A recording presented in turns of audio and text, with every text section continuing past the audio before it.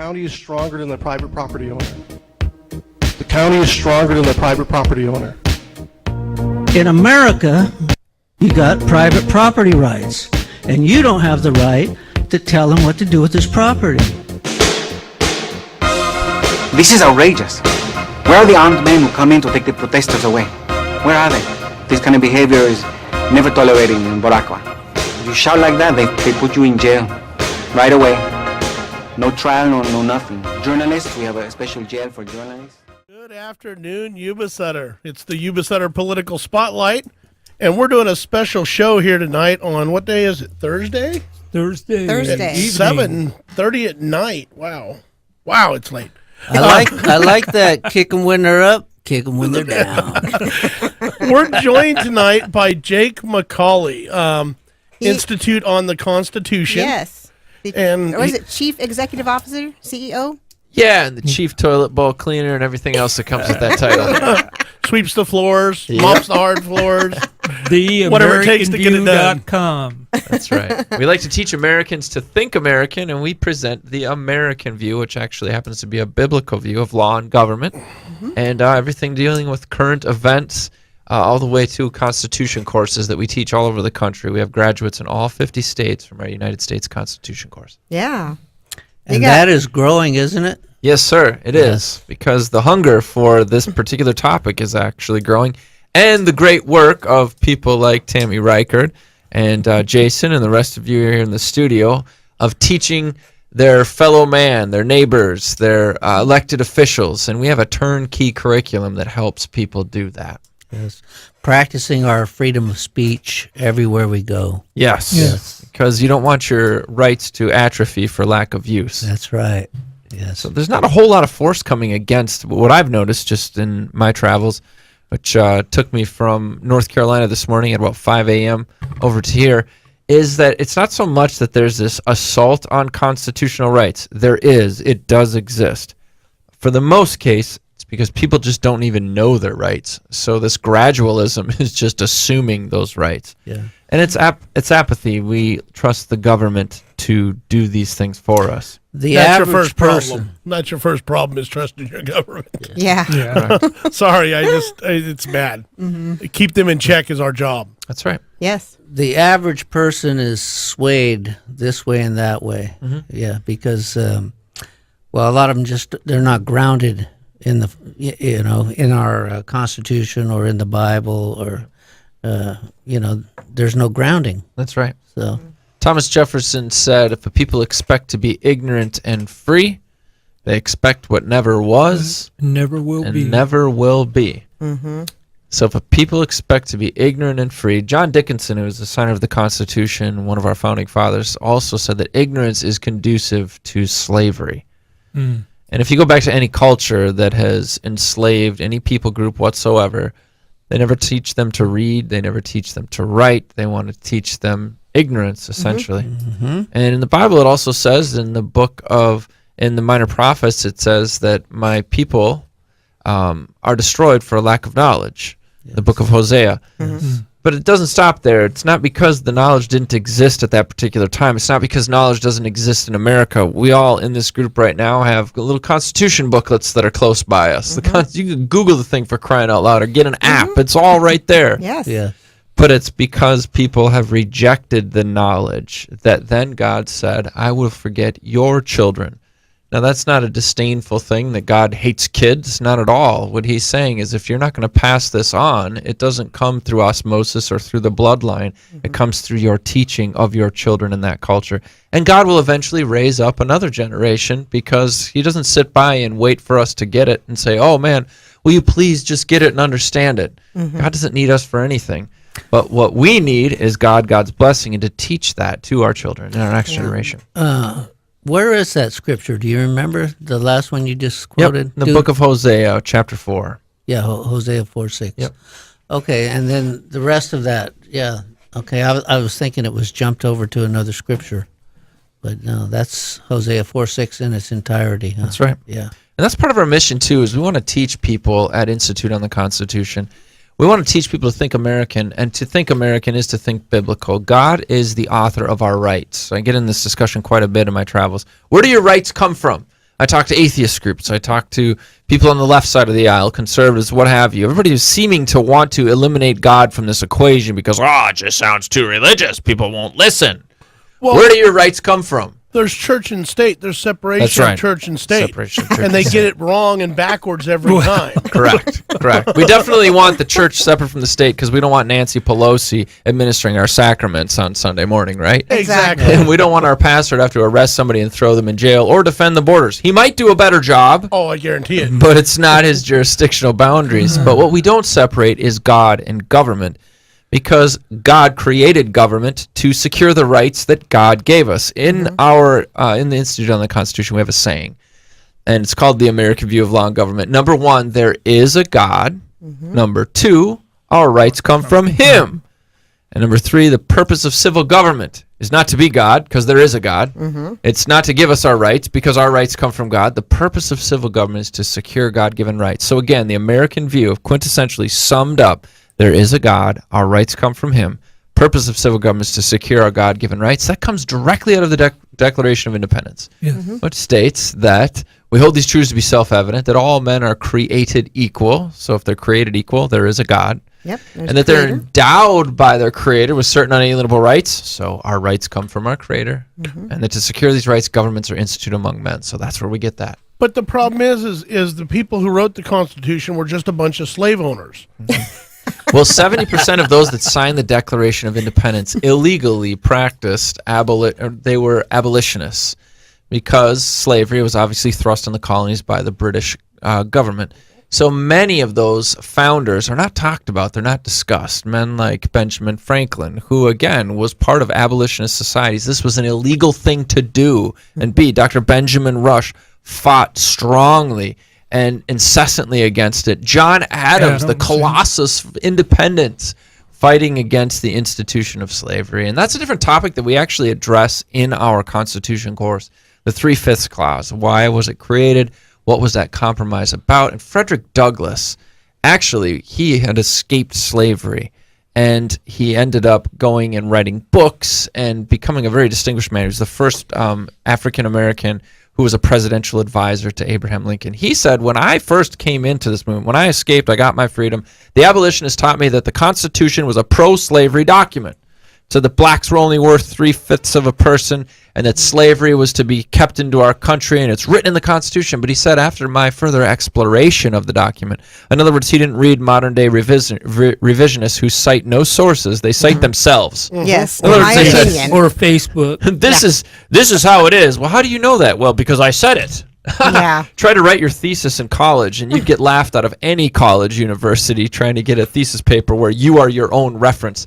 But when Frederick Douglass looked at it, he said it was a downright they did not countenance. It was a countenance disability. slavery. It was a disability. Yes, a Thank downright you. disability. Because Well- it said that our representation in the South, if you had slaves, you had 2/5. You were deprived of 2/5 of representation, where in the North you had 3/5.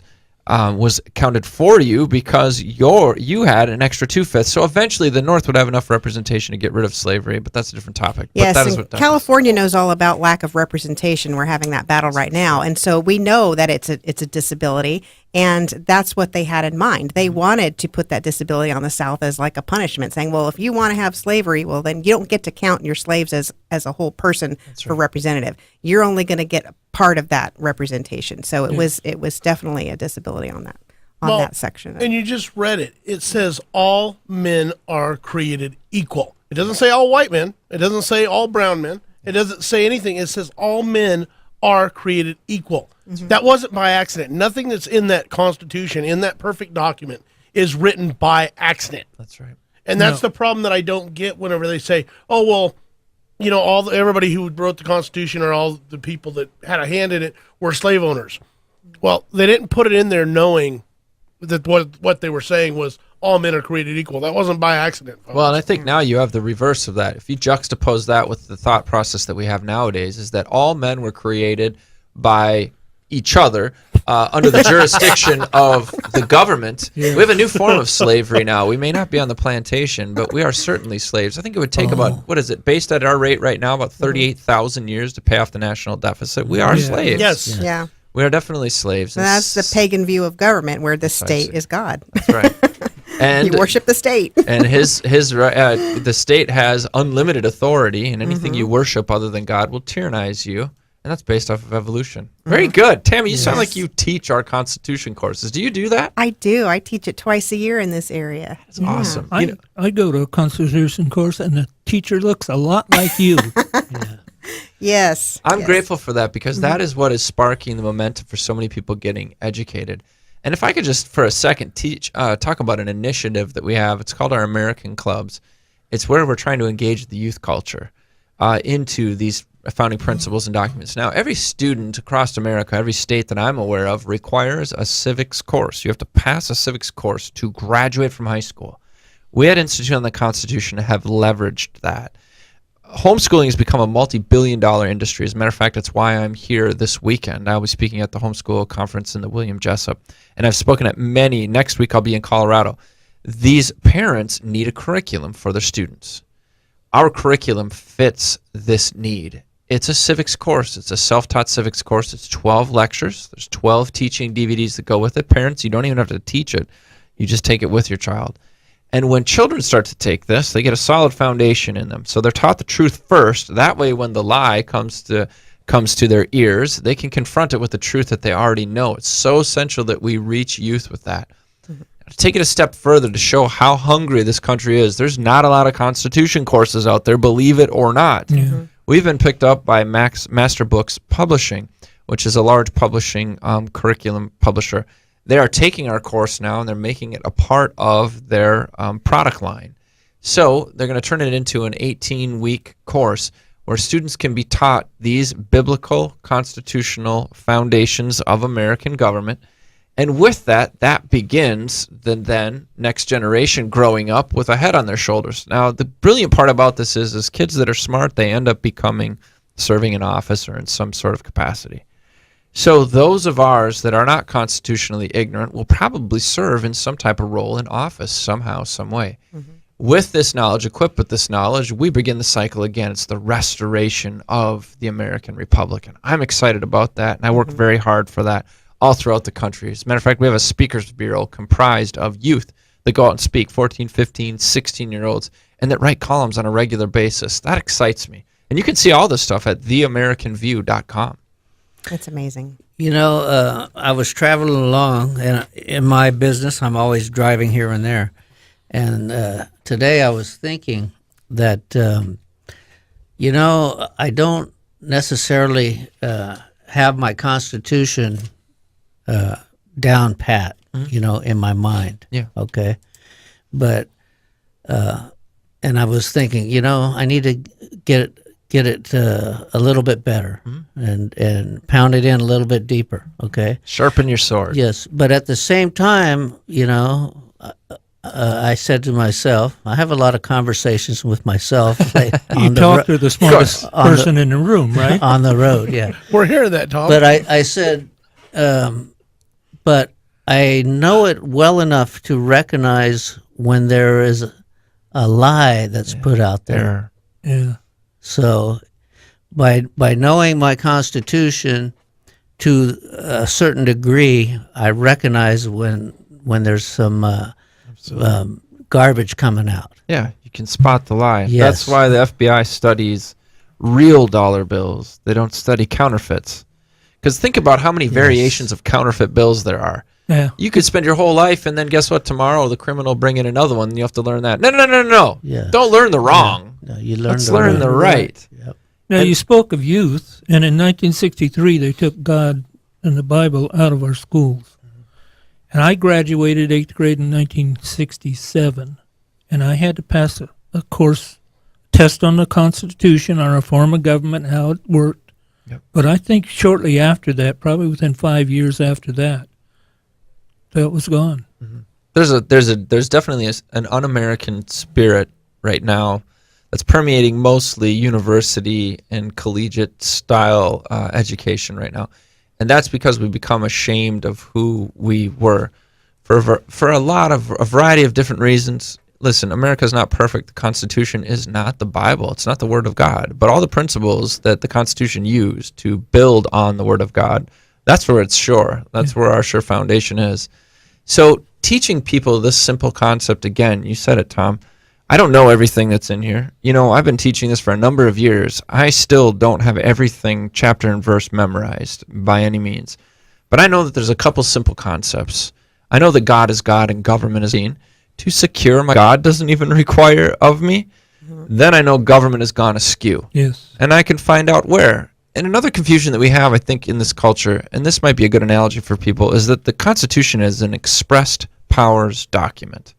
In other words, it was only written like a computer program is written to tell the computer to do this or that, or like an app. Apps can't go out and get a mind of their own and start doing other things. An app never says to you, well, you haven't told me I can't do this, so I'm going to start doing this now. Computer programs, they don't do that. But that's what government does all day long.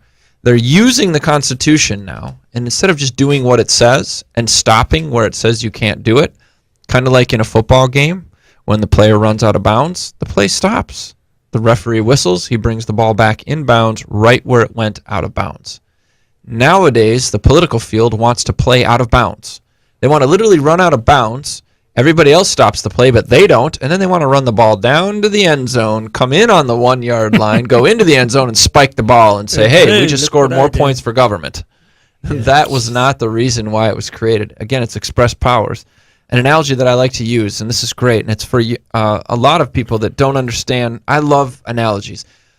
If I was to hire, for example, I was picked up at the airport today in a Corvette. It was a really, really nice car. Might even be one of my dream cars. So let's just say, Jason, you ask me to take care of your Corvette for a weekend because you're finally going to take your wife to the Caribbean islands somewhere. Okay? Have fun, Tammy. Trying to help here, Tammy. Thank you. So anyways, Jason comes and he contracts with me and he says, Jake, I want you to start my Corvette up once a day. I got good, fuel in there. I need to make sure the engine roars, whatever. I don't know why we would do this, but we're doing this. So you give me a garage door opener and you say, open the garage door, go in, start the car, let it run for 5 minutes, shut it off. Every day I want you to do this, Jake. I say, okay, no problem, got it. Jason comes home, and what does he find? He finds his Corvette has got a ding in the bumper. One of the lights is broken, and then there's a big old gash along the side of it. He opens the door of the Corvette. There's Taco Bell wrappers in the front seat. The fuel is gone, and his car is extremely dirty. He calls me up. He says to me, Jake, what did you do to my car? Oh, no, the conversation's going to go different now. Okay, I'm sorry. Yeah, but we can go with that for the story. Okay, let me just finish. He's going to say to me, you trashed my car. I did not give you permission to go drive my car, to eat Taco Bell in it, so on and so on and so on. And I say, well, Jason, you never told me that I couldn't eat Taco Bell in it. You never told me that I couldn't drive it. Of course I didn't. I don't need to. I only told you what you could do. And that's the conversation we need to have with government right now. Yeah. We only told you what you could do.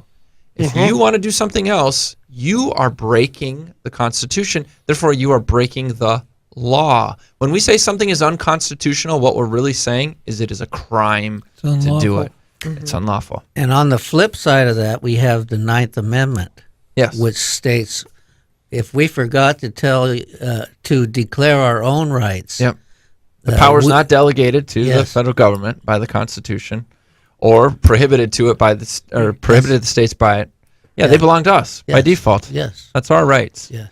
So whatever's not in the Constitution, that is our right. And if we want to delegate that right or that power, forfeit our right, delegate the power to federal government, which is what the Constitution did. It forfeited certain rights that we have to delegate power. So every question when we talk about the Constitution is a question of power or liberty. One of the two. We forfeit liberties when we give to get power back. And I think in our culture now today, we don't trust the government to babysit us. Unfortunately, there's a certain sector, certain delusional thinking youth that believe that the government does the best job because they're taught to be anti-God. They're taught to think that God doesn't exist or he's pie in the sky or there's a million different gods. And why would we ever trust God with all these things? We trust government. We're not even realizing this is idolatry. They may say they don't believe in God, but they actually do. But their God is the government. Yeah. Right. And boy, oh boy, I don't trust the government to secure, or I don't trust the government to give me rights. I trust them to secure my rights with limited authorities and limited boundaries, which is why we're here talking. Yeah. Personally, I have zero trust for them at this point in time. And I'm not embarrassed about my heritage, but I'm embarrassed about the current events of the day. and the rising police state in America. I don't think you're alone. I think there's a lot of people there. Yeah. A lot of people in that. And that's why you have this radio program, and that's why you're calling elected officials to task and to count. Listen, even our founding fathers failed at the very document that they wrote in some way, shape, or form. They were not perfect in what they did. They would write the Constitution, and then 2 administrations later, we have the Alien Sedition Act, where if you spoke out against the government and what it was doing, we're going to throw you in jail. Well, And then we had a constitutional president come along and release all of them and do away with that particular statute because it was unconstitutional. So this is going to go on for eons. And why it's going to go on? Because men are sinful, which is why we need government. But sinful men are in government too. So we need a populace that's going to keep them accountable and keep them from depriving them. Now, I heard a guy on the radio the other day, and he's not one of my favorite guys at all, okay? And Bill knows who I'm talking about. But he did say something that really was right on the money, okay? And it was that every issue that we're having in America today can be taken back to a certain violation of our Bill of Rights. And I thought that was right on. Yeah. And I don't then disagree with that. 5 minutes later, he said something that made me mad. So I changed the station. Sure. Now, you know he's doing 2 to 5 minute YouTube things on Founding Fathers now. Oh, is He he? started that. yeah. That's good. That is good. We've got to exalt what is truth. And you know what? Even if it's our pet radio person or our pet TV personality, we can still disagree when people depart from truth. And we need each other to hold each other accountable. We got to eat the chicken, spit out the feathers. That's right. Or preferably take the feathers off before we eat it, you know? One way or another, though, we should not be eating feathers. No, let's not get into chickens. You know, one of the things that the Church of Glad Tidings is a wonderful church, and they're a big, huge supporter of the Institute on the Constitution. Yeah, I know it's where a lot of your listeners attend church there, and I love Pastor Dave Bryan because he's not afraid, he's not fearful, he's very bold. And one of the things he's asked me to speak about was getting out of the salt shaker and getting into your culture. Many of you know that our country was founded on men that fought for liberty, and that particular liberty, it was a religious liberty cause, because at that time you had King George and the English government that was very tyrannical. They were putting themselves in the position of being God. And for our founding fathers, this was a religious resistance, because they knew there was only one God. And whenever you read in the Old Testament, when the children of Israel were judged, Israel, of course, was God's people. Whenever they were judged, it was because they departed from him as God, and they trusted in their leaders, and they made them God. So this cyclical cycle that continues to happen throughout the centuries is all based and rooted in simple idolatry. Either God is God or man is God. And there you have the battle, or the duel on Mount Carmel, where Elijah comes to people and said, listen, if the Lord is God, then follow him. And if Baal is God, then follow him. Make your choice. Let's make a choice. Now let me show you who God is. And then fire comes out from heaven. Yes. And he sees who God is. But in the book of Daniel, I was reading this, and I do little 1-minute devotions on Instagram, because everybody's so ADD now. If it's more than a minute, nobody watches it. And it's very hard for a preacher to preach for 1 minute, let me tell you. But I take these little tidbits. And I was reading about when Shadrach, Meshach, and Abednego were brought before the king. Now you guys remember, why were they brought before the king? Because they would not bow the knee. That's right. Bow the knee before, what was it, Tammy? Do you remember what idol? It was an idol. And who was the idol of? What was the graven image of? It was of the king himself. Uh-huh. So again, we're falling back into a pagan view of government, where government is God with unlimited authority. It will tyrannize you. It will force you to worship it, and so on. So Shadrach, Meshach, and Abednego would not worship this particular image. Now, I just want to read this, because this is a very fascinating story, and I love this. And I'll be honest with you, the first time I read this, I was not a Christian growing up. I was a very sex, drugs, rock and roll party kind of person, got in a lot of trouble, went through Teen Challenge, and graduated. My favorite band was the Beastie Boys. Don't listen to them, by the way. But that's who I listened to. They had a song called Shadrach, Meshach, and Abednego, because these three cats were Jewish rappers. They were very backslidden Jewish rappers. But they had a song, and I heard the preacher talking about Shadrach, Meshach, and Abednego. I'm like, what? That's in the Bible? That's the Beastie Boys, yo! And so But anyhow, here's Daniel. Okay, Nebuchadnezzar the king made an image of gold whose height was 80 cubits. I mean, this was a giant image, and it was made of gold. I mean, I bought my wife a golden bracelet, and that about bankrupted me. Could you imagine an image that big? Whew, government knows no bounds with its spending, does It's it? 100 feet. And the breadth thereof was 6 cubits. So he got another 6 cubits wide. He set it up in a plain on Dura in the province of Babylon. This was a very wide open place where everybody could see it. I want to show. This is just such an awesome story. And the Nebuchadnezzar the king sent together and gathered all the princes, the governors, the captains, the judges, the treasurers, the counselors, the sheriffs, and all the rulers of the provinces to come to the dedication of this image. Now, when I read that, it popped out and smacked me in the face. Who did he just invite to this? All the politicians. All the Exactly. You betcha. quote-unquote officials. He Yes. said, if you're going to serve in my government, come on over here. We're going to dedicate this image. And then he says to everybody who serves in any position of power, sometimes, guys, people can be really good here on the grassroots level, and when they go to D.C., they get flipped. You know what I'm Yeah. talking about? Big time. We got a few of Big those. time. Exactly. Yes. They get flipped because Nebuchadnezzar gathers them together. And then the princes and the governors, the captains, the judges, treasurers, counselors, sheriffs, and all the rulers of the province were gathered together under the dedication of the image that Nebuchadnezzar the king had set up. They stood before the image that he set up. And then the herald cried, because the little minions who do the little work. Okay, guys, here's what we're going to do. We're going to do what Nebuchadnezzar said. Everybody listen. Then the herald cried aloud, to you it is commanded, O people, nations, and languages, that when you hear the sound of the cornet, the flute, the harp, the sackbut, the psaltery, whatever, you could the Sinatra, the rock music, the rap music, whatever, whenever you hear it, then you fall down and worship the golden image that Nebuchadnezzar the king set up. And if you don't fall down, now listen, this is like being piped on mainstream media right now. Every province was present to hear this command. Wow. This was a do or die thing. Everybody's there. And God's just like, yeah, that's right. Come on. Everybody listening to this?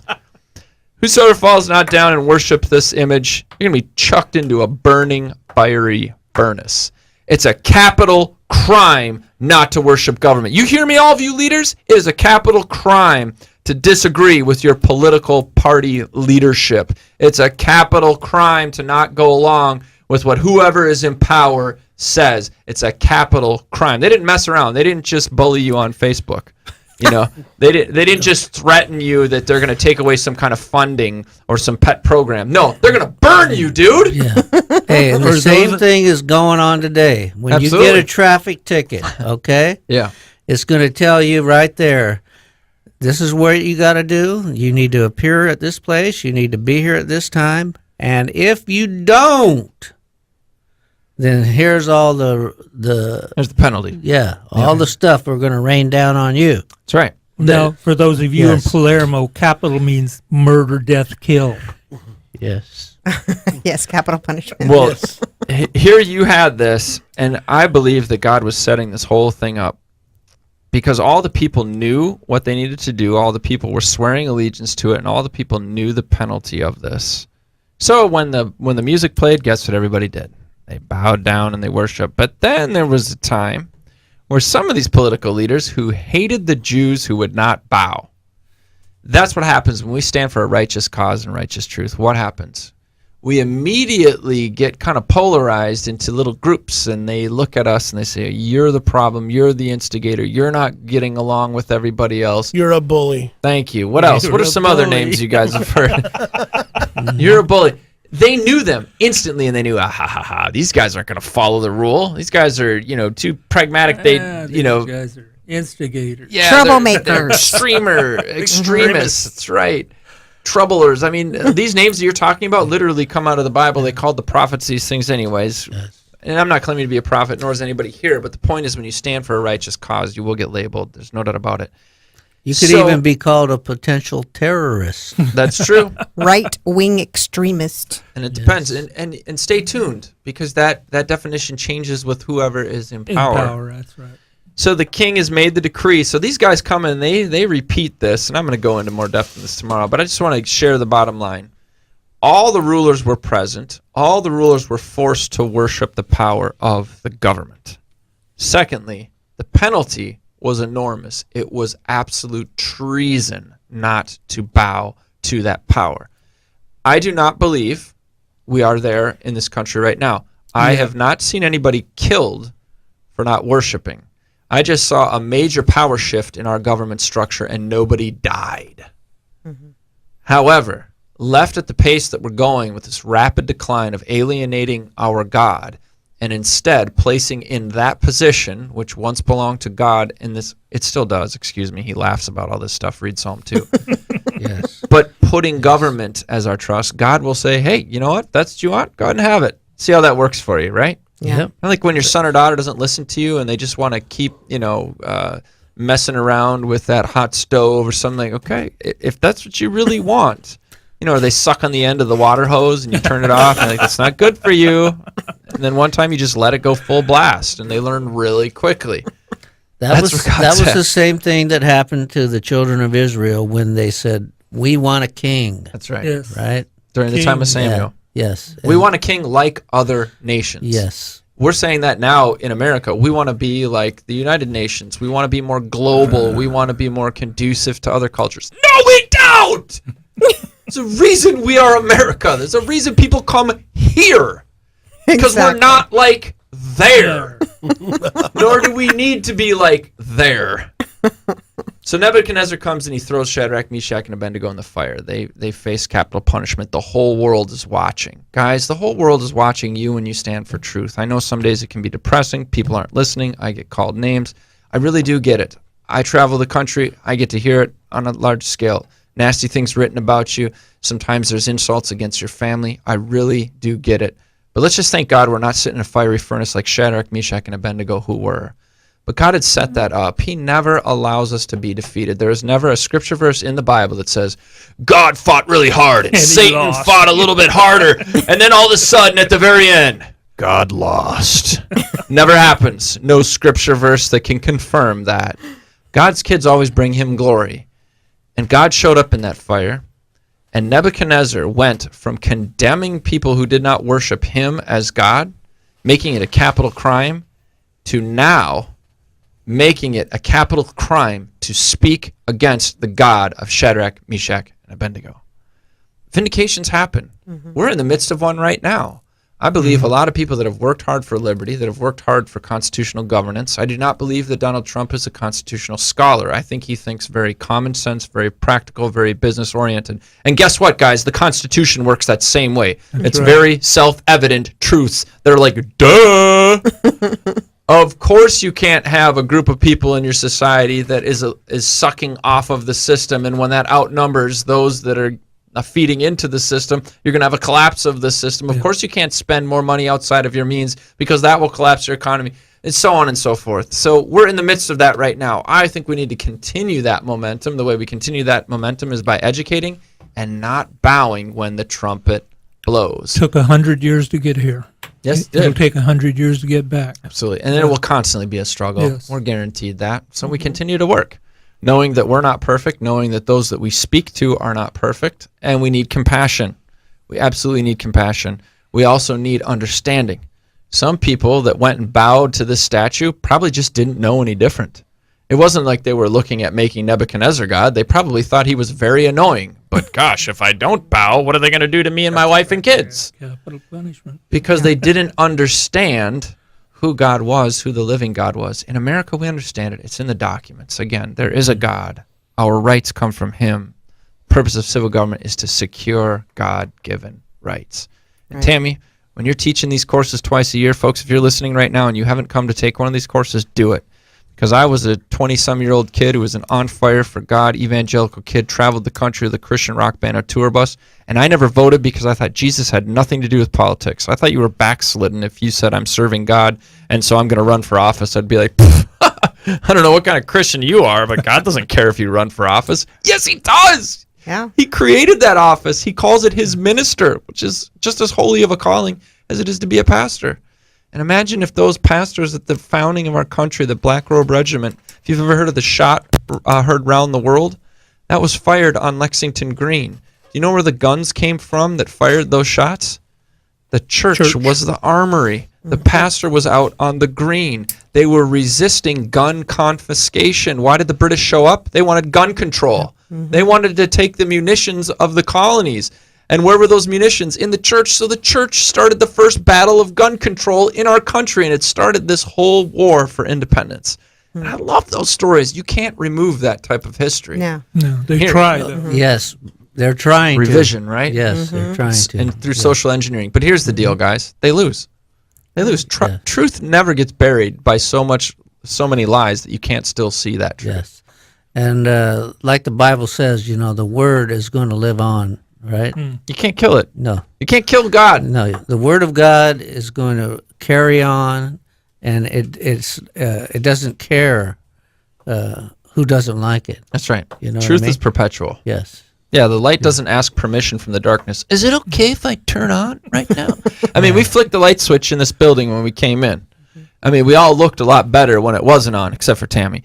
But the light didn't ask, okay, is it okay for me to come on now? No, boom, it's on. There goes the darkness. It says in the book of Psalms, why do the nations rage and the people imagine a vain thing? The word imagine translated means plot. There's all these schemes, the New World Order, the Illuminati, the blah, blah, blah, blah, blah. Name it. Name the conspiracy. The kings of the earth set themselves, and the rulers take counsel together against the Lord and against his anointed, saying, let's break their bands asunder. Let's cast away their courts. Get rid of God's law and God's stipulations, regulations. We're God. It says this in the Bible. Yeah. God sits in the heavens and laughs at them. It's like comedy hour, bro. Let's go see a good comedy. Let's look at all the conspiracy theories in the world. Let's look at the Bilderbergers. God's looking at him like, ha! You gotta be kidding me. The Lord shall have them in derision. That word means to mock, ridicule, and scorn. He shall speak unto them in his wrath and will terrify them in his displeasure. That is the God we serve. We don't win this without him. I only do this because of him.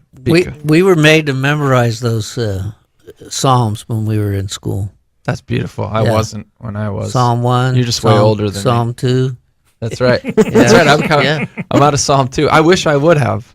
It would have probably saved a whole lot in Yeah. my life. It's amazing. It'll stay with you. Yeah. It stayed with me my whole life. Yep. King David said, I hid thy word in my heart that I would not sin against me. I make my kids, I read the Bible to them every night. I Yeah. make them memorize the word because their brains are sponges now. When they get older, that's what's going to come back to them.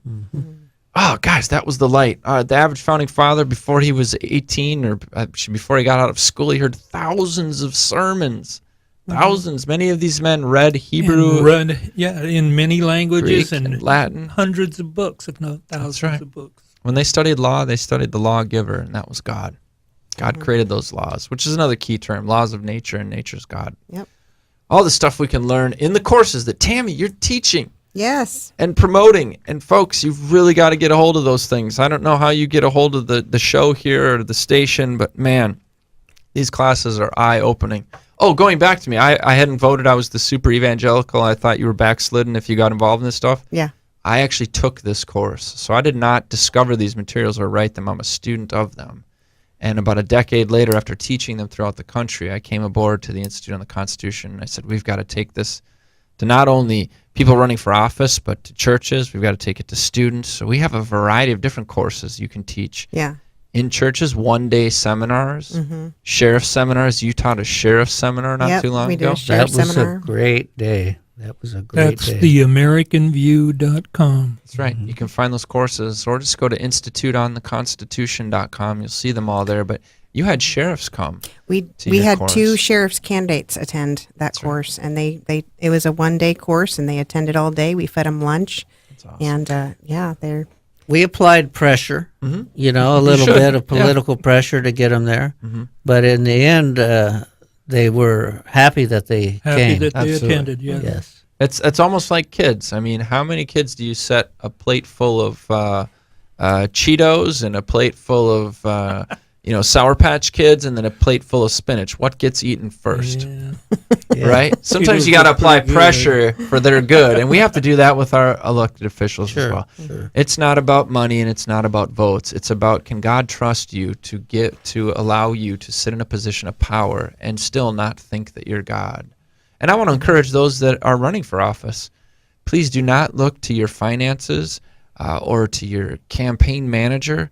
Guys, all that stuff is held in God's hands, but when we accurately hold up his word, we can trust the results up to him. Our founder, who started Institute on the Constitution, is now a current county council member in Anne Arundel County, which is in Maryland. It's where all the bureaucracies like NASA and NSA and different things in Maryland, where they exist. He ran for office and successfully won an amazing campaign, and he teaches exactly what we're talking about today. That's what he speaks about on the floor. That's what he speaks about in YouTube videos to train people. In the beginning, they thought he was a Martian, like he had 6 heads or something. Who is this weirdo talking about God? What? What are you talking about, old man? Mm-hmm. And now he's become the chairman of the county council. And he's probably going to get elected again. He's got the endorsement of numerous people who in the beginning fought him tooth and nail and said, we don't want one of these wacky extremists to be in the Republican Party serving with our name. And now they're all like, hey, can we buy you dinner? Hey, can we come to your fundraiser? We'll help you raise money. Because he stood for that truth, which can't be overcome. We have the same thing going on in Massachusetts right now with the guy that's running, Scott Lively. Oh, excellent. Yes. Have you heard of Scott Lively? Yes. Mm-hmm. So he's a preacher. Mm-hmm. He's an attorney, a constitutional attorney. Yeah. He's a doctor, and he's running for Massachusetts governor. And he's holding them their feet to the fire because they're playing all their political games to try and push him out. Like they did with Ron Paul. Yeah. And so he's already threatened a lawsuit against the party. It's just like the Bible says, why do the nations rage and the people imagine a vain thing? Yes. Mm-hmm. They're raging whenever truth is put out there. Darkness has to flee before light. Do you think darkness likes light? No, it wants to exist and it wants to cohabitate with us. So the only way is to flick that Didn't light you on. you did like a one-day seminar thing for some electeds in Yeah. like Iowa or something? Yep. Actually, I was invited to the Idaho legislature. So I went to Boise and was able to speak to a caucus group there who then, what our objective is to make sure that elected officials understand the Constitution. A lot of them use, I'm a Constitutionist, as just a catchphrase to get votes. Yeah, I love the Constitution. Do you love well, then I love the Constitution if you love the Constitution. Mm-hmm. Yeah. We make sure that our officials go through our courses, and then we give them a little badge to say they're a graduate. Mm-hmm. So even with your courses, Tammy, we've had politicians that have been running for office that are folks who love the Constitution say to that, hey, listen, we're going to teach a course. We're going to have 20, 30, 40 people there. They're going to be your voters, your funders. You need to make an appearance there. As a matter of fact, why don't you sponsor one of our one-day seminars? We do one-day seminars that are very great, intense, very good information, not boring, doesn't put you to sleep. I can't get down with that, and I know that most people can't. But that one-day session I did there, then I flew up to Olympia and did the same thing up there because we had 2 different individuals who were now serving in their legislatures that were graduates of our course and wanted us to get their colleagues on board with it as well. So it's a constant, continuous struggle. Some of these guys really listened. Some of them would have been rather eating a steak dinner with their colleagues somewhere else. I don't care. I'm still going to show up and give it to them. Because you don't know how God might work it out. A year later, that person may have their property threatened, and all of a sudden they turn into Mr. Constitution. That's right. What about that course I heard about again that I was falling asleep and dreaming of a steak dinner? I need to take that course again. Light bulb goes on. Who's that Tammy Reichert lady teaching something about I don't know. She just always was trying to get me to come. I'm ready to come now. I'm ready to come now, right? Yeah. Yeah, Should that's be right. mandatory for every elected public servant, appointed public servant, hired public servant. So do you got something for public servants from the Institute on the Constitution? We do, actually. Rather than, because I know we did the one for the sheriff. The sheriff and the We citizen. did the Truth of America's Founding. Is that the right. one-day seminar you're talking about? Yep. So we've named it the Truth of America's Founding because most people don't know the Truth of America's Founding because of our evolutionary law process. We're in a new paradigm where we look to the Supreme Court. What do they say? Even though the court doesn't make laws, no more than referees make the rules. They just apply the rules. It's their only job, it's their jurisdiction. So with this one-day course, I call it our pastors and local officials course, because it's calling those leaders of not only the ecclesiastical or men of the cloth, but leaders that are civic leaders. And both are leaders in our culture, in our society, and generally any society. Your religious hierarchy and your political hierarchy are the two that bear the most rule, have the most clout in a culture. Even if it's not Christianity, it could be Hinduism, paganism, whatever it is. Those are your two powers. So I want to speak to those power sources. We want to, and I know that us in this room want to as well. So we created a one-day course that's only 4 lectures. You can come out on a Saturday. We've actually done it. Pastor Dave Bryan sponsored it. Tammy did a wonderful job administrating it, where your local clergy members and your local officials can come for a 4-hour lecture. We give them lunch in the middle, and it's just a one-day thing, 4 hours, 2 one-hour sessions, breaks in there, you feed them, snack them, whatever. Yep. And after they're done, if you're running for office, you'll get a little badge to put on your website that shows that you graduated from this. Because we know that you're busy. We know that time is of the essence. But I'll tell you what, that one-day seminar, when your constituents see you reading, watching, listening, and learning, and they know you took the time to do that, that's going to pay huge dividends when it comes to the ballot box. Okay. Yeah. So do you have all that curriculum now, hon? I do, yes. You do? Yes. Okay, well, I'm going to throw it out there right now. The city council race for Yuba City is going to have, right now, it's at least 6 candidates running. I guarantee you 6 right now. If you don't show up, it's going to hurt your chances of election. Ask Dennis Houck how much it hurt him not showing up to the sheriff and the citizen. Mm-hmm. He was supposed to be the front runner. He's 150 votes ahead of Jeff Pierce right now, and I look for that to flop. Mm-hmm. Don't show up and see what happens. That's all I'm saying. Mm-hmm. We're going to put one on. You're going to show up. If you don't show up, kiss your election goodbye. Can I have some tissues for that? Yeah, that's going to hurt somebody's feelings, I'm sure. Hey, you talked about leaders, okay, civic leaders and ecclesiastical leaders, okay. I would venture to say that the preachers are actually more leaders than a lot of our public servants, okay, because they actually take on that role, and it is being a leader is something that you're I think you're kind of born with it. You know what I mean? And a lot of these public servants, they get elected, but they're really not leaders. And they're a lot of them are actually followers. You know, and in this day and age, we have what we call the Council of Governments, okay, that have kind of usurped the power of the local counties and cities. I don't. What was that? I heard. I mean, Wasn't me. It's me. Okay. We're going to vibrate So- here real quick. But you understand what I'm saying? I do. And so a lot of these people that have happened to win an election, they may or may not be actual leaders, and a lot of them are being led by these council of governments. Now here in this area, we have what we call SACOG, Sacramento Area Council of Governments. And when you listen to a lot of these guys that are running or have been in any kind of authority, they might have been on the planning commission or been a mayor or city council, but you hear them speaking all the time. And you catch the little buzzwords that they use, that they're actually being indoctrinated through these cogs.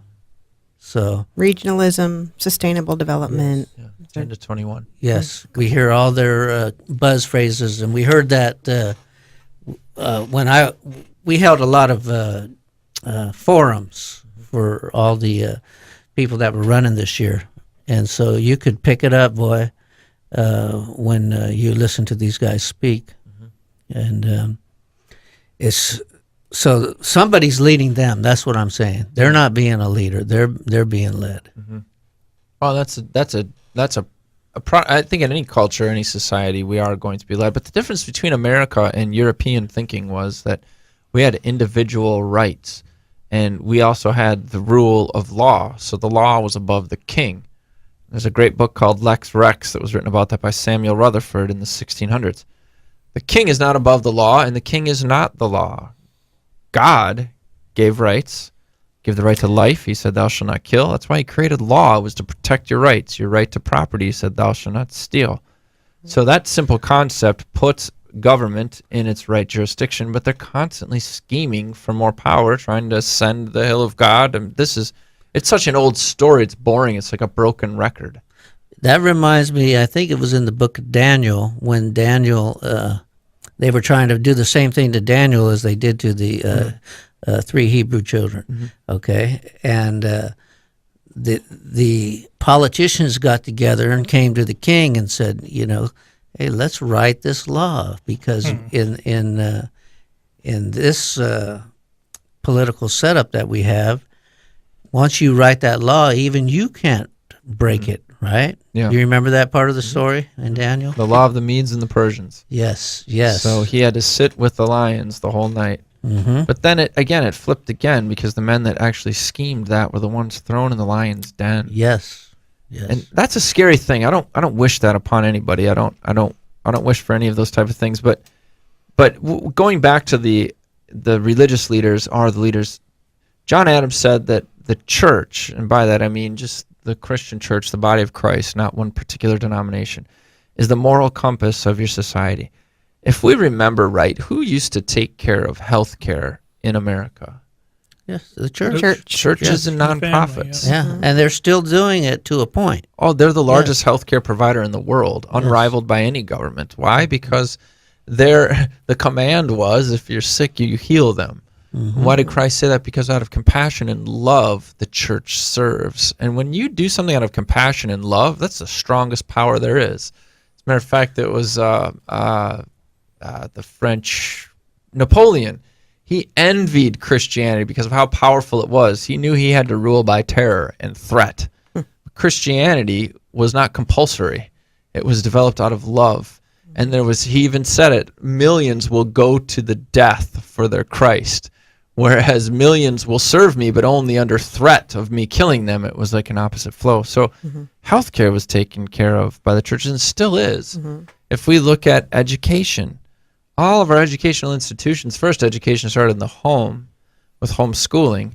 But then if I even look, I have a class that I teach about American education, in the history of American education. Then towns would actually require instruction and education, and it would be by the church, and it was normally ministers, because they were the smartest people in the culture. They knew the most languages and so on. So education was taken care of by the church. If you remember Little House on the Prairie, the hospital was the church when there was a health epidemic. The church was the school where everybody went to. So parents would delegate it through there. And welfare, too, the biggest social welfare system in the world still is the Christian church that treats billions of people around the planet, more so than any government institution can. The communists, whenever they take over a nation, they would go in and immediately kill the church leadership, the civic leadership, or kill or imprison them.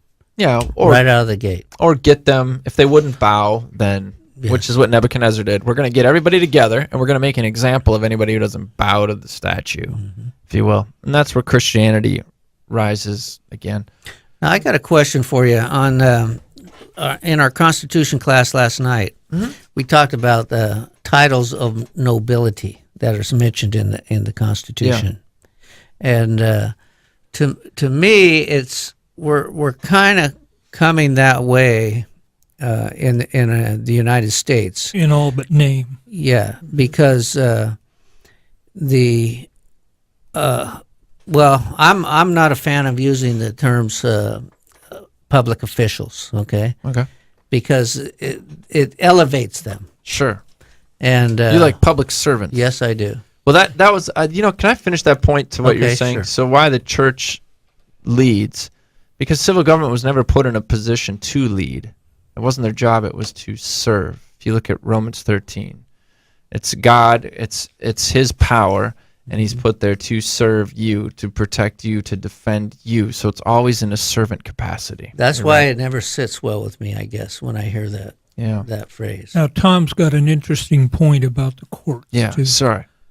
On the courts? in the elevation of who should be where. Oh, well, yeah, I believe that in the courtroom, the jury should sit in the highest position.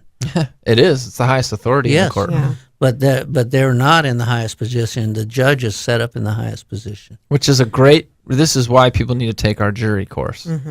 We have a 6-lecture jury course. It is brilliantly done. And I just served on jury duty not too long ago after having gone through the course.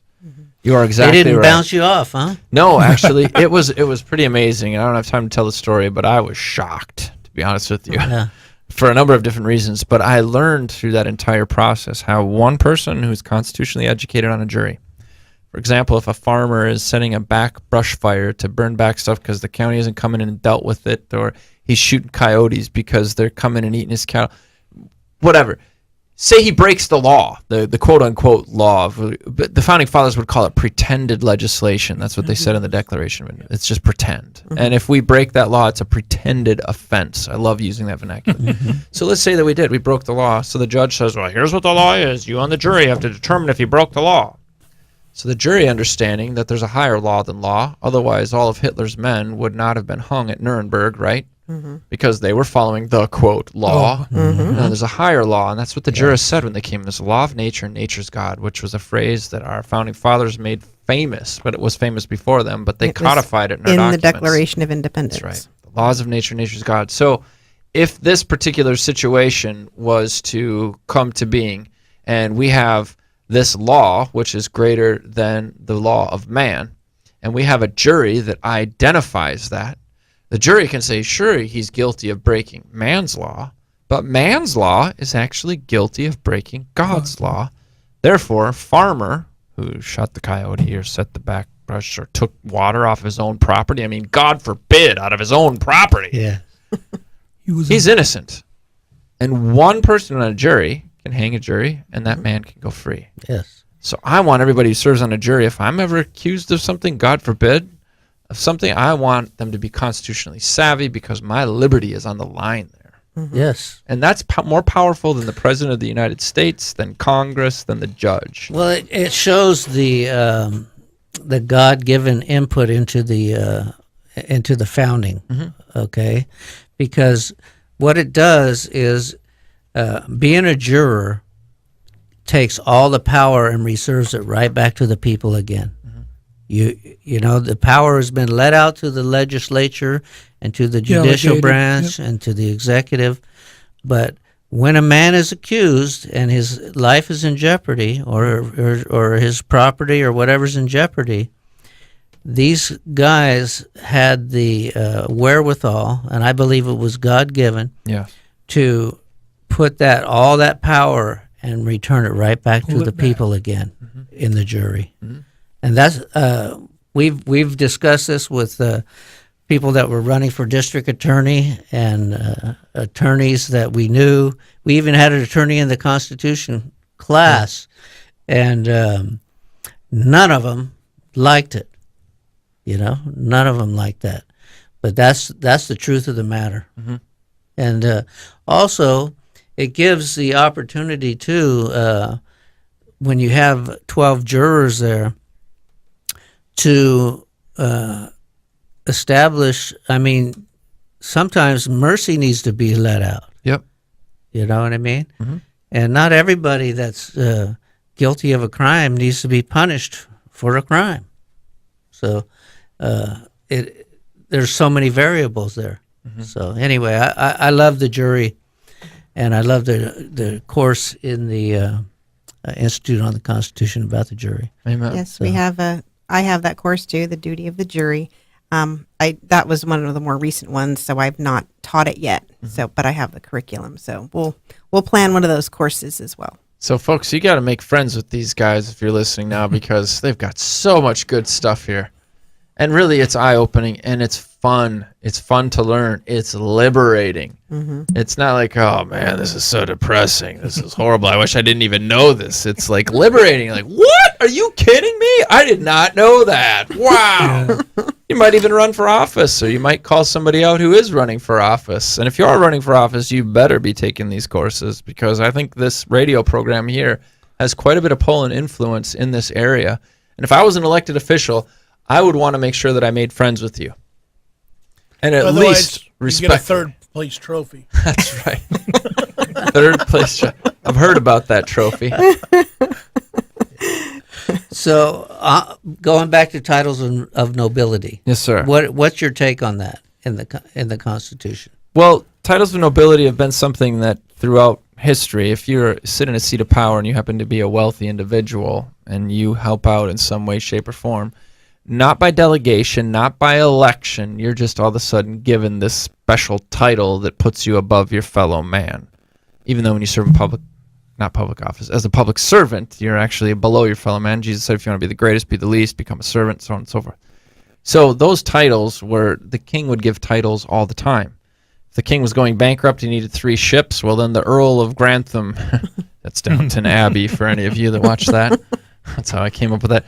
He would give you a title of nobility, and somehow you would get placed in his government aside of what the people's wishes were or the representation. We didn't like that. There's a reason that we declared independence from England. There's a reason why we didn't correspond much with Europe. We didn't mess around with their affairs because they were wrong. There wasn't liberty. It didn't exist there. We wanted to be American.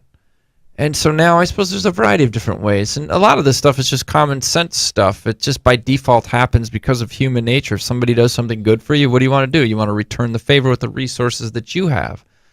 But political power, as we see it, being a public servant, you don't actually have power to give to anybody. You have a duty to protect people's rights. And I say this, give as many titles as you want out to that. Hey, you're going to be a defender of rights. You're going to be a defender of rights. We can't have enough of those. But when it comes to power or a usurpation of that power or placing you above your fellow man, that's unlawful. It's illegal.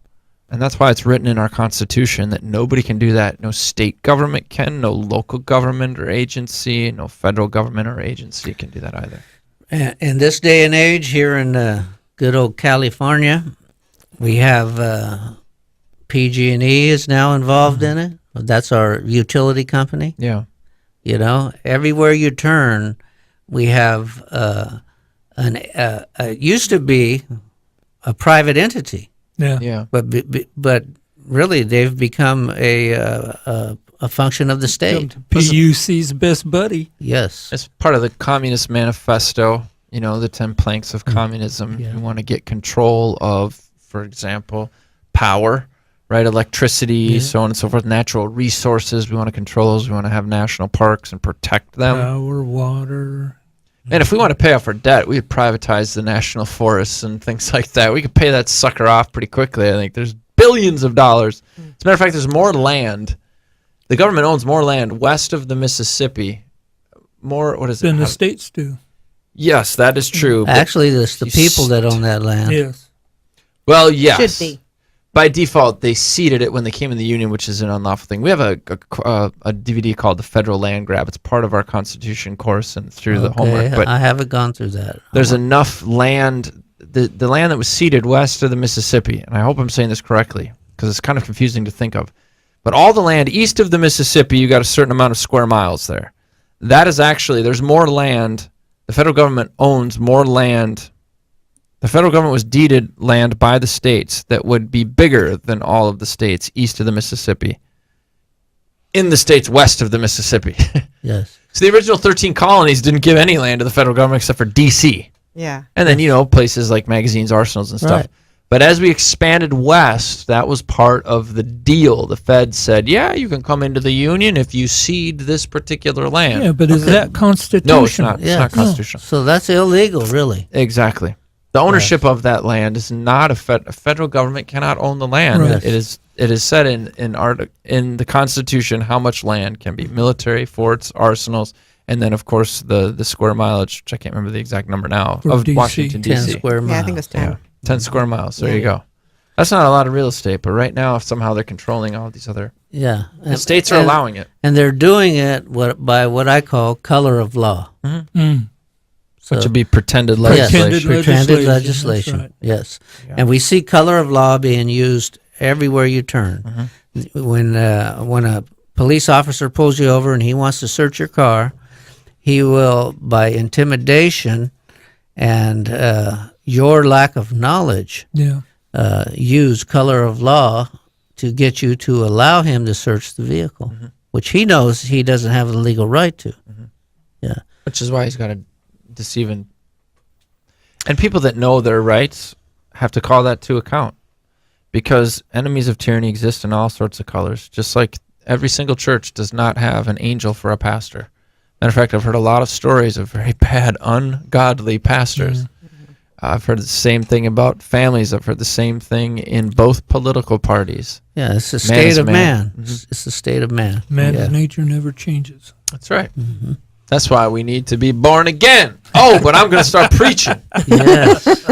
Say it. Yes. John. Save it for tomorrow or save it for Saturday So it can- night Oh, don't and, save and it. Sunday morning. Don't save it, man. John chapter 3, right? That's right. Nicodemus came to Jesus. Yes. You know, I just Yes. want to say, I've done this before, but I put Article 1 and Article 2 together. There's about 2,300 words in Article 1 of the Constitution, which defines Congress's power. And there's an additional, I think, 1,400 words of Article 2, which should be the president of the executive branch's power. Do you know how many words outline the powers given to the Supreme Court? Not many. 330 some Yeah. and change. Yeah. Hey, can you? I'm going to switch gears. You talked about the deal that you're going to do this weekend, the forum. Okay, with the Glad Tidings. Yeah. And with Pastor Dave. Okay, and he used that term, "get out of the salt shaker." Yeah. Okay, what does that mean to you? You are the soul Yeah. of the earth. Get out of the That's right. salt shaker. So I guess the simple application of this is a lot of us like to get together with each other inside of the salt shaker, but that's all that's in the salt shaker is the salt. Preaching to the So choir. we've got to, Yeah. yeah, it's a great way of saying Preaching it to too. the choir. Which, the choir does need to be preached to, but, it doesn't necessarily need to be the only place we preach. 'Cause Exactly. we got to recruit a bigger choir. Yes. So we've got to get out of that salt shaker and When- get into the culture. Right. So that analogy is him. That's his way of saying, because the Bible says to be salt and light in the earth. Exactly. That we need to be out Yes. in When- just when- like we're doing, getting involved in our local government and That's our right. our local races. When you go No. to talk and speak in front of the city council and the board of supervisors, you're getting out of the salt shaker. yes, No, because whenever you go and push your local candidates, that's bullying. Oh, That's what that is. I know. they look got at the- you as a bully the because you're baby. wearing those glasses. Oh, no, he doesn't have his shades on That's again. it. Oh, man. That's it. Get the baby out. Now, I think we here at the Yuba Sutter Political Spotlight are salt and light because we're shining that light and we're spreading the salt. Yeah. Amen. Well, I like that You know, that salt analogy burns. that he put together there. Yeah, he's Yeah. a smart guy, that Get out, Pastor yeah, Dave. yes, and fearless. Yes, yeah, I got a lot of respect for him. Me too. And I see a lot of pastors around the country. Yes, I see a lot of pastors that they don't have the wherewithal. A lot of pastors run their churches as a business, so you don't want to offend a lot of people. A lot of pastors, I don't even know why they're pastors because they're not preaching the word of God. yeah, And there's a lot of great, sincere pastors that just don't have the information. Again, that was me 10 years ago. Loved Jesus, went people to the Lord, did the right thing, converted my life, became a good member of my culture, but would have never even dreamed of taking a course, that Tammy was offering. Well, this country wouldn't exist if it were not for the church. Great point. yes. And it wouldn't still sustain if it wasn't for Yes. Christians putting Yes. Or many people from all walks of life that have stood and said, you can go this far, but you can't go no more, and stood for freedom, for liberty, for righteousness, and they wouldn't budge on it. That's right. Yeah. So that's what we're all about, really, in our little group here, and that's what we're recruiting and trying to train, and a lot of our public servants, they need that training. That's for sure. Yeah, from the guy that works in the water district to the police officer Yeah. to the mayor, right? That's what they always say when at the city council. To the mayor, to the mayor, That's right. to the mayor. Right. So, You have to be recognized Yes. first before you can talk. Yes. Well, I'm definitely privileged to be a part of this, you guys, and I'm grateful for the time that we've had today and for being able to speak about these things. This is my passion. It's what lights me up. I have 4 kids, and I'm teaching them the same thing, and I'm trying to recruit other kids from around the country. I shouldn't say I'm trying. I would say that it's happening. Yes. And due to the work that you all are doing, oh my goodness, just the stories we've had over dinner and driving from the airport with your husband, him just sharing what you all are doing. This is huge.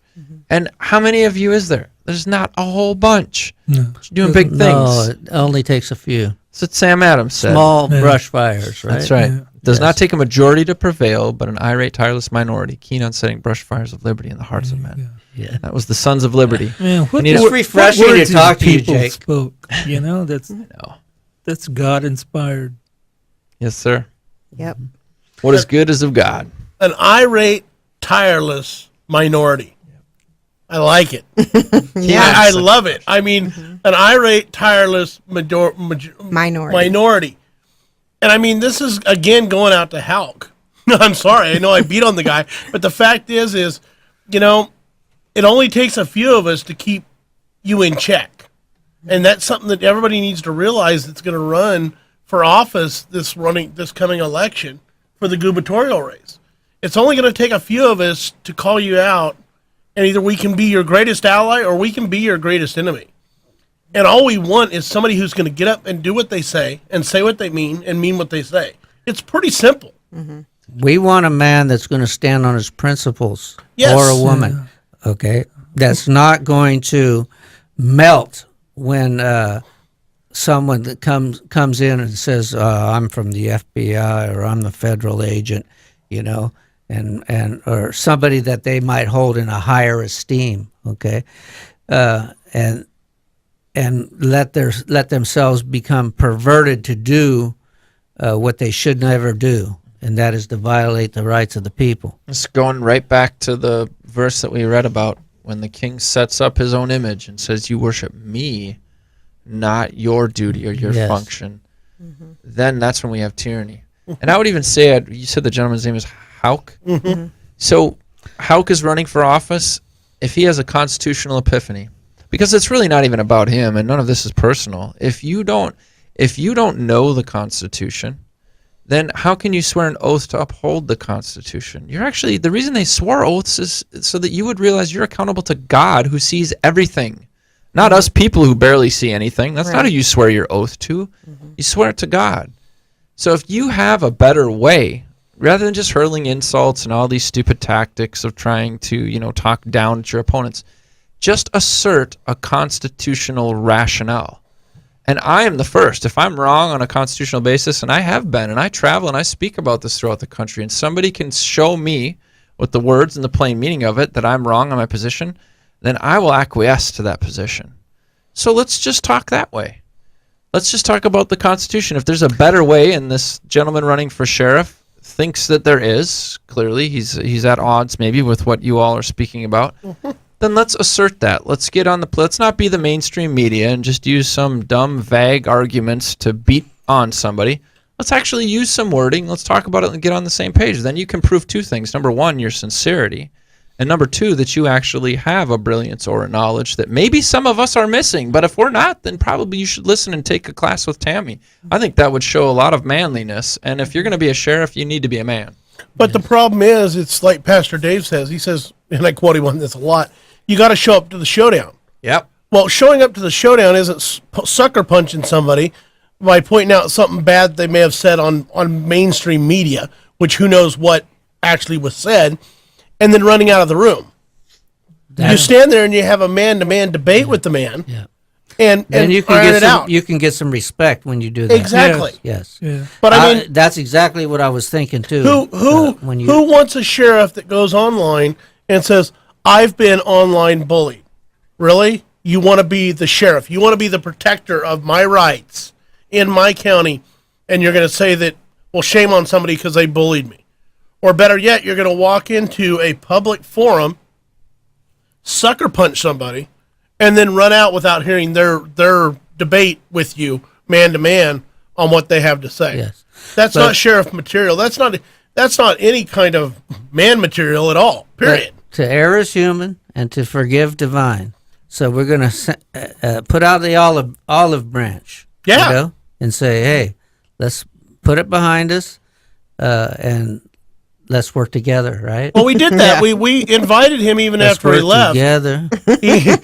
Come on, There's a come song on. about that. Let's work together. Even after he left, we still sent him an invitation to come to the constitutional Sheriff. Well, sheriff. like Jake said, he might have an epiphany, and he might I'd might like to come see around. it. Yes. That'd be awesome. It would be awesome. Because we could always use one more law enforcement officer, and I don't care who they are. We could always use another law enforcement officer that understands and will uphold the Constitution. Yes, we could always use another peace officer out there. Yeah. Peace officer. There you go. Yes. Sorry, Tom. Peace. Only a virtuous people. Yeah. Yes. We could, Wholly we inadequate could use for a any little other. more peace out there.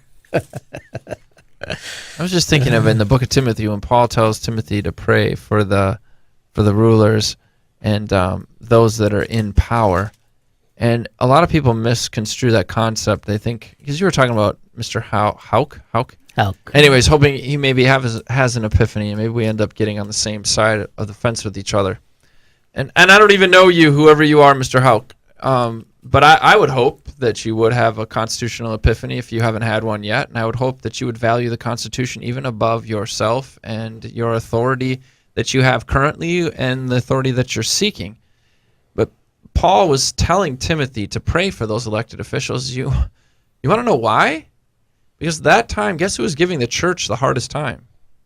The Roman government. That's That's right. Saying you can worship Jesus, whatever, but pinch incense to Caesar too. So we know that you're not exclusively, allied with this Christ. You need to be on board with us as well.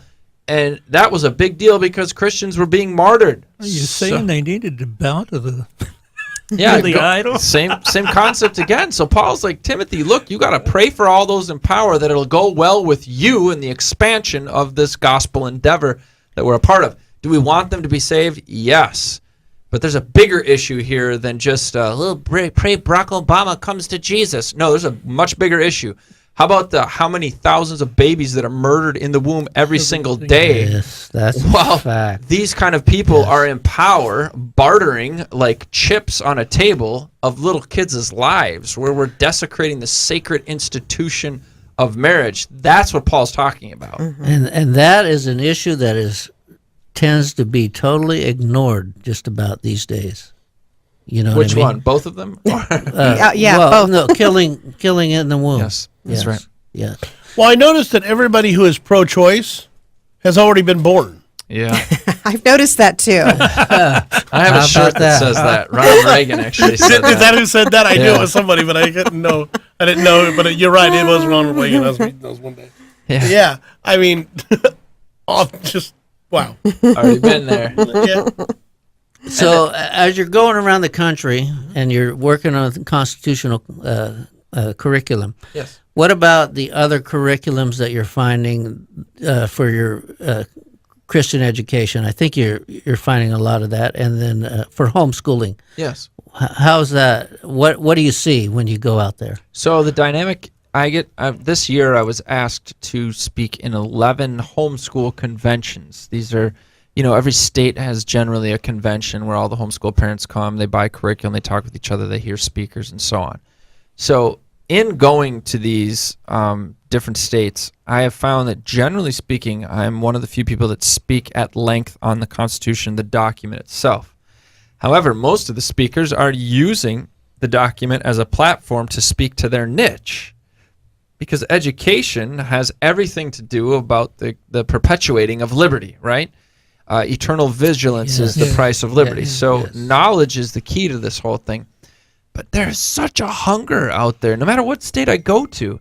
I mean, North Dakota, yeah, of course, everybody loves guns, babies, Jesus, sure. Alaska, same thing, that's a no-brainer. But I went to the state of Maine, and there was tons of families in there that care about liberty, care about how their children are being educated. I go to Ohio is another great bastion of this. Minnesota, the same thing. Parents know that something's missing. Parents, for the most part, know that their generation has dropped the ball. Yes. They were buying boats, yachts, looking out for their end game and trying to, give all their children trophies no matter what they did right or wrong. And now all of a sudden it's come full circle and smacked us in the face. So I see a resurgence of this out there. Now, granted, I go to a lot of places where people are on the same pages as us, but the public at large, I think we all experience it, don't we? We know what we've been trying to do for the past 12, 15 years hasn't worked. We're seeing a guy now who's trying to turn the ship around, and sure, we make fun of him because he's easy to, because he's orange and he's got some funny hair and he says some outlandish things. But for the most point, he's moving towards a source, and he gets off course a lot, but he's moving towards something that no other politician has ever done. That's right. He's abandoning his own self-image. Even though he's a narcissist, it's a strange dichotomy here. But you don't do this if you're a billionaire. You don't run for president. That's nuts. That's insane. You don't do that without bowing to a particular political party. He took on the Bushes and the Clintons and the mainstream media. That is suicide. I admire He's that. still alive. Yeah. But moving the ball towards, hey, you know what? Individuals, you take care of it. Businesses, you take care of your own business. The state hasn't helped you at all. And getting this thing back to at least pulling back or bringing a digression to government usurpation of liberties has been a very beautiful thing. And I'm seeing that in the hearts of people. They're wanting the same thing. They got to be educated to do it so we can get the roadmap. It's like walking into a mall back when we used to have malls. Most of them are out of business now. But you go to that kiosk, you see the "You Are Here" dot, right? And then the map that's outlining shows you where all the stores are. Imagine if you walked into the kiosk and all you saw was the dot "You Are Here." And there's no store map. That's what we're doing in our country if we don't know the Constitution, we don't know the source of our liberties. We're looking at a map with a dot there saying, where should we go next? Well, I have no idea. Well, where's the map? Well, there is no map. Well, Most people are doing a Capitol Hill. we really appreciate you coming out and doing this show for us and give us an opportunity to promote. We're going to go ahead and put this on Facebook Live now, or not Facebook Live, but Facebook, so that at least people can see it a day before the event tomorrow. Hear it. Well, it'll be Friday. Yeah, hear it. It'll be Friday night starting at 7 o'clock at the Church of Glad Tidings. Out of the Salt Shaker is the name of the presentation. And then you'll also be delivering the sermons on Saturday night at 7 and then Sunday at 10. You got Church of Glad Tidings in Yuba City. So thank you, everyone, for joining us for this special edition of the Yuba Sutter Political Spotlight. And that'll pretty much wrap us up. But you want to? Oh, are we done already? Yeah. It's not midnight yet. It is All right. for you. Thank you, everyone, and thank you very much, Jake. We greatly appreciate it. Thank you so much, sir. It's been a pleasure. Thank you. And all public servants, we want you to get involved in learning your duty under the Constitution.